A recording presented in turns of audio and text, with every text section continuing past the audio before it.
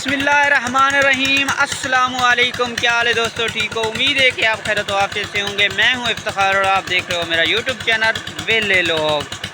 2 दिन पहले मैंने आपको एक वीडियो बना के दी थी जिस पे हमने जो है पानी लगा रहे थे अपनी फसल को। वो फसल थी चारा।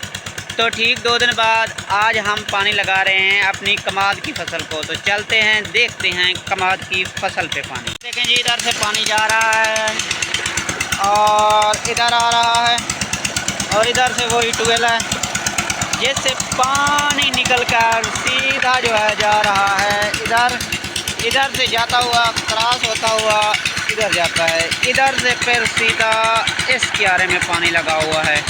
ये देखें, आपको मैं थोड़ा नज़दीक करके दिखाता हूँ।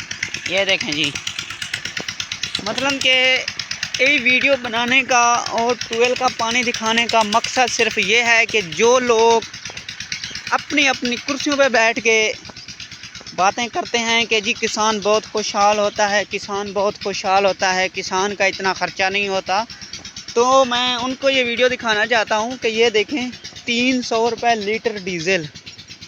और एक जो ये क्यारा नज़र आ रहा है आपको, तकरीबन ये 4 कनाल ज़मीन है और 4 कनाल ज़मीन को एक पानी लगाने के लिए तकरीबन जो है 5 लीटर डीज़ल होना चाहिए। तो 5 लीटर डीज़ल जो है एक पानी लगाने का, तो 1500 रुपये का सिर्फ डीज़ल। अच्छा जी, उसके ऊपर देखें कि पीटर है, ट्यूबवेल है, उसका भी ख़र्चा। तो जनाब तकरीबन जो है कोई 2200 में जो है एक 4 कनाल ज़मीन को एक पानी लगता है। तो आप लोगों को यही गुजारिश है कि प्लीज़ आप इस डीज़ल को सस्ता करें ताकि जो गरीब हैं वो अपनी फसलें जो है पका सकें। डीज़ल महंगे होने पर जो है काफ़ी लोगों ने जो है अपनी ज़मीनें बिल्कुल बंजर छोड़ दी, खाली छोड़ दी, ताकि जी कहाँ से पैसे लाएं और जो है अपना डीज़ल वगैरह ख़रीदें और जो है ये काश्तकारी करें।